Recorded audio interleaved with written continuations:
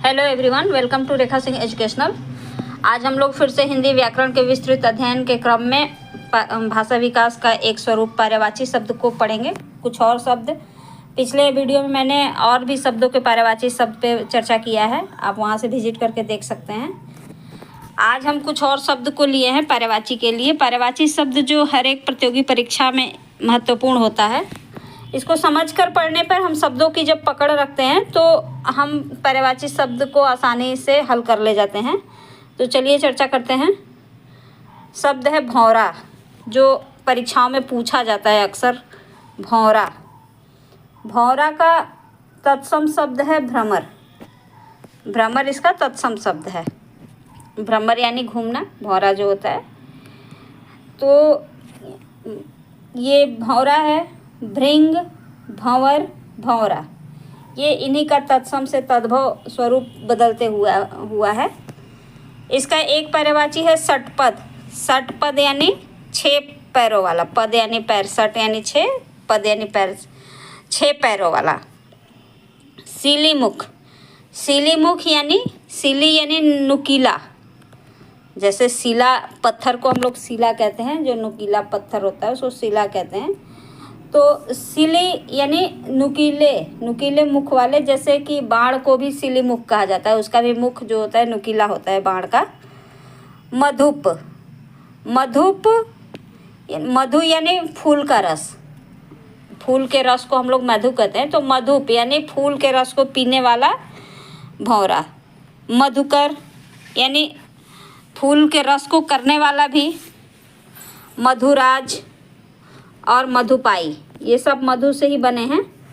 एक और है अली, जो बार बार पूछता है परीक्षाओं में। अली शब्द बार बार पूछता है। अली, अली यानी भौरा। और एक शब्द है द्विरेफ, डंक मारने वाले होते हैं उसको, वो द्विरेफ 2 होते हैं, इसलिए उनको द्विरेफ कहा जाता है, जिनसे वो फूलों के बीच से कलियों का रस निकालता है, तो वो द्विरेफ है। चंचरिक, चंचरिक यानी चंचल। भौरा जो होता है इस फूल से उस फूल पे मंडराते रहता है, इसलिए उसको चंचरिक भी कहा जाता है। मिलिंद, इसको आप सीधा से याद करिए, मिलिंद। इसका एक पर्यायवाची भी है, मिलिंद। अगला शब्द है हाथी। हाथी, हाथी भी परीक्षाओं में पूछा जाता है। मैं यहाँ ऐसे ही शब्द का प्रयोग कर रही हूँ जो अक्सर परीक्षाओं में पूछा जाता है। पर्यायवाची तो बहुत सारे हैं, किताब में तो बहुत सारे पर्यायवाची हैं, उन शब्दों को नहीं ले रही हूँ मैं विशेष विशेष शब्द है जो अक्सर परीक्षाओं में पूछ लिया जाता है, उसको कहते हैं। हाथी का तत्सम है हस्ती, तत्सम शब्द है। वितुंड, तुंड यानी चोंच होता है। जैसे हाथी की जो सूंड है उसको वितुंड कहते हैं, और तुंड चोंच को कहते हैं, और उसकी जो सूंड है उसको वितुंड। द्विरद, रद यानी दांत, द्विरद, हाथी जो है 2 दांत वाला होता है, इसलिए इसको द्विरद कहा जाता है। दंताबल यानी दांत के बल वाला होता है, अक्सर दांत को अपने लगा के वो उठा देता है, किसी भी जीव जंतु पे वार करता है तो दांत से ही वो वार करता है। दंती यानी दांत वाला, दंती हो गया। अगला शब्द है द्वीप। अब द्वीप में देखिए, द्वीप में छोटी की मात्रा है, तो ये द्वीप का मतलब होता है कि हाथी। और इसी में अगर बड़ी की मात्रा हो गई तो वो हो गया टापू। और दीप, दीप यानी दिया। तो इस तरह से द्वीप, छोटी ई की मात्रा, इसको थोड़ा सा ध्यान देना होगा। छोटी ई की मात्रा जब होगी तब हाथी का पर्यायवाची शब्द होता है। कुंजर, कुंज, कुंज यानी हरा भरा जगह होता है, पेड़ पौधों से, हरी भरी लताओं से जो हरी भरी जगह होती है उसको कुंज कहते हैं। जैसे कृष्ण भगवान को कुंज बिहारी कहते हैं, कुंज में विहार करने वाले। तो उसी तरह से हाथी जो है उसको कुंजर कहते हैं, जो हरी भरी लताओं के बीच में रहता है उसको कुंजर कहते हैं।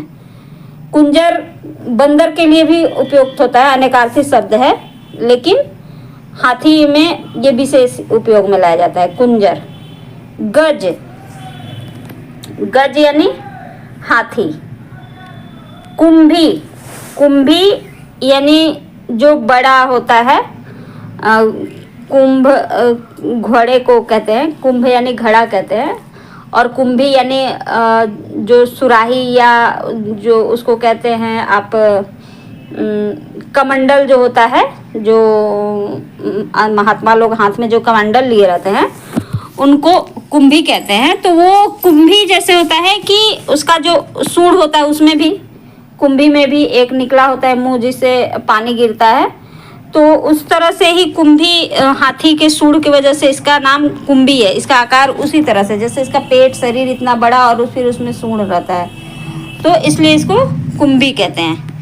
अब मतंग और मतगंज, यानी जब हाथी अंग से मतवाला हो जाए, यानी पागल हो जाए या उसको बेचैन हो जाए, उस हाथी को मतंग कहते हैं या मतगंज कहते हैं।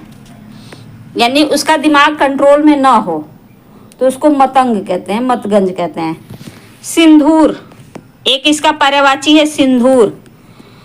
जैसे घोड़े का पर्यायवाची सैंधव है, उसी तरह से हाथी का पर्यायवाची सिंदूर है। तो ये विशेषता यहाँ सिंधु घाटी सभ्यता से इसको लिया गया है, घोड़े को सैंधव और हाथी को सिंदूर। गयंद, गजेंद्र, गजनंद, ये तीन हैं जो हाथी के पर्यायवाची हैं। लेकिन ये जो हमारे जो 10 रत्न निकले हैं समुद्र मंथन से, तो वहाँ पे एक हाथी भी निकला है जिसको एरावत हाथी कहते हैं, जो इंद्र भगवान की सवारी है। तो ये गयंद जो है और या गजेंद्र जो है वो गजंद जो है, वो तीनों ये एरावत का पर्यायवाची है, एरावत हाथी की पर्यायवाची है, गयंद, गजेंद्र या गजंद। तो इस तरह से इसका हाथी का पर्यायवाची में उपयोग होता है। अगला है एक शब्द आप करी। करी में र में ई की मात्रा है, छोटी ई की, करी। करी यानी हाथी। कर यानी हाथ होता है, कर का मतलब हाथ होता है, कर कमलों से। तो इस तरह से करी, जब कर में छोटी की मात्रा है तो ये हाथी का पर्यायवाची हो जाता है। और वही जब कर में बड़ी ई की मात्रा होता है, कर में बड़ी की मात्रा नहीं, कीर। कीर जब होता है, एक करी होता है, एक कीर होता है। कीर तोते का पर्यायवाची होता है। और उस तरह से कभी कभी की से खो जाता है, तलाबे स के साथ, की स, छोटी की मात्रा की और स, वो बंदर का पर्यायवाची होता है। तो सब एक दूसरे से मिलते जुलते हैं, तो थोड़ा सा एक दूसरे पे चर्चा करते हुए हम लोग चलेंगे। तो करी जब र में छोटी की मात्रा है तो करी ये हाथी का पर्यायवाची हो जाता है। नाग, नाग अनेकार्थी शब्द है। नाग के कई शब्द के पर्यायवाची में नाग का उपयोग होता है, सारंग का उपयोग होता है, हरि का उपयोग होता है। तो ये अनेकार्थी शब्द है, तो हाथी के लिए भी एक पर्यायवाची है नाग।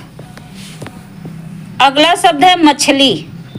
मछली, जो मछली का जो तत्सम शब्द है मत्स्य, मत्स्य यानी मछली। इसी का तद्भव रूप है मीन यानी मछली। सफरी जो है, सफरी, सफरी छोटी मछली को कहते हैं सफरी। एक शब्द है झस, झक।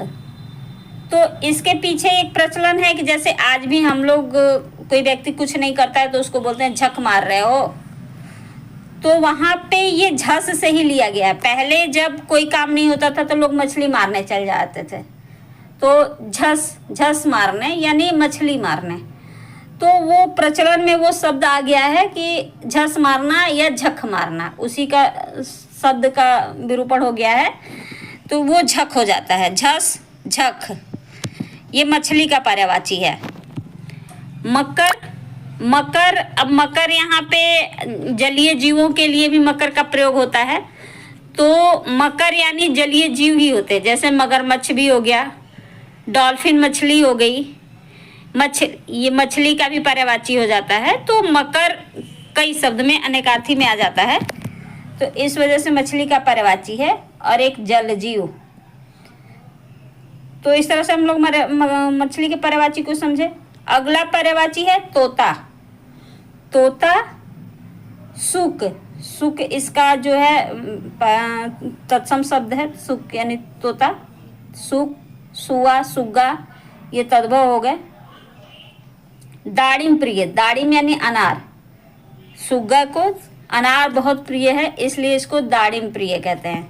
और जब अनार का पर्यायवाची हम लोग पढ़ते हैं तो अनार के पर्यायवाची में उसको सुख प्रिय कहते हैं, सुख प्रिय। और ये तोता जो है दाड़िम प्रिय। सुक, सुआ, सुग्गा ये बताया मैंने। कीर, कीर भी बताया। और एक रक्त तुंड यानी इसकी चोंच, तुंड यानी चोंच, तो इसकी चोंच जो है लाल रंग की होती है। तो इस तरह से पर्यायवाची शब्द को जब हम समझ के पढ़ते हैं तो शब्दों के अर्थ अच्छे से हमारे दिमाग में आ जाते हैं और परीक्षा में प्रश्नों के हल करते समय उसको सही से हम हल कर ले जाते हैं। तो फ्रेंड्स, आप पहली बार हमारे चैनल पे आएँ तो चैनल को सब्सक्राइब करें, लाइक एंड शेयर करें। और आप इन शब्दों को एक दो बार अगर अपने से इसको एक दो बार सुन लेते हैं तो ये शब्द आपके क्लियर हो जाते हैं। मैं अपना अनुभव बता रही हूँ। इस तरह से जैसे आप नोट्स बनाते हैं और उसको पढ़ने का समय नहीं मिल पाता है, तो ये छोटे छोटे जो नोट्स मैं अपने चैनल पे बस इसी तरह से नोट्स बना रही हूँ कि आप बस इसको एक दो बार आप समझ के सुन के आपके दिमाग में ये बैठ जाए और परीक्षा में आप इसको हल कर लें। धन्यवाद।